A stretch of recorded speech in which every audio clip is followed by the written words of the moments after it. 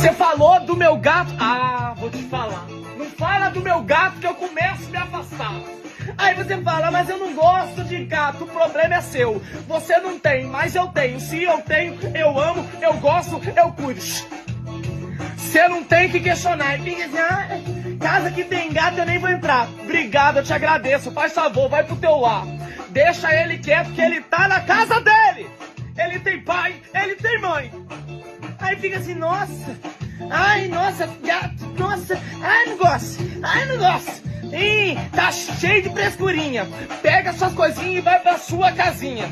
Deixa o meu gato, fica quieto bem na sua. Não mexe com ele que eu vou te avisar. Poti, eu paro de falar. Eu vou te bloquear. Eu vou me afastar. Você não vai entender quando as costas eu virar. Ó, eu vou te falar mais uma vez. É poti.